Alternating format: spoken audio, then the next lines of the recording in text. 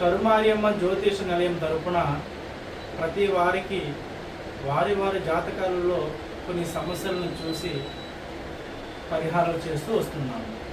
ఈ మధ్య గురువుగారు మాకు అనుకోకుండా ధన నష్టం జరుగుతుంది, ఇలాగా ఇంట్లో మనశ్శాంతి లేదు, ఇలాగ పిల్లలు కూడా మా మాట వినేది లేదు, ఇలాగ పెద్దల ఆస్తి కూడా కోర్టు సమస్యలలో కూడా ఇరుక్కుంది, ఏం చేయాలో అర్థం కావట్లేదు గురువుగారు అనే ఒక వ్యక్తి మనం సంప్రదించడం జరిగింది. ఇప్పుడు ఆ వ్యక్తి కొరకు మనము చక్కటి పరిష్కార మార్గం చెప్తున్నాము.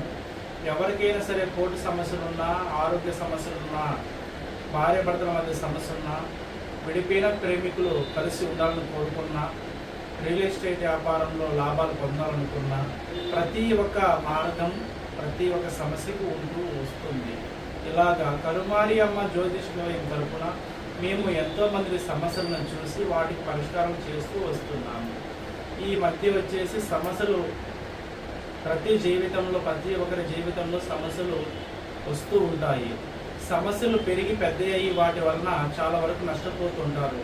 వీటికి చక్కటి పరిష్కార మార్గము అమావాస్య రోజున ఉదయం తెల్లవారుజామున లేచి తలస్నానం చేసుకొని 3 గంటల సమయంలో వారి వారి పేరు మీద ఒకటి పసుపు వస్త్రము, అలాగే 3 కొబ్బరికాయలు, 3 నిమ్మకాయలు, నవధాన్యాలు, 3 పిడికిల బియ్యం, అలాగే వాళ్ళ పేర్లో వచ్చేసి వాళ్ళ వస్త్రం, ఎవరిదైతే వస్త్రం ఉంటుందో సమస్య ఉంటుందో వాళ్ళ వస్త్రాన్ని కూడా కొద్దిగా ఆ పసుపు వస్త్రంలో వేసిన తర్వాత 3 దినములు ఇంట్లో పూజరంలో ఉంచేసి 4వ రోజున గంగకి వెళ్ళి ఉదయమైన సాయంత్రమైన గంగకి వెళ్ళి వాళ్ళ తల మించి 9 సార్లు తిప్పేసి సర్వదోష నివారణం అని చెప్పి దాంట్లో వేసేసి రావాలి.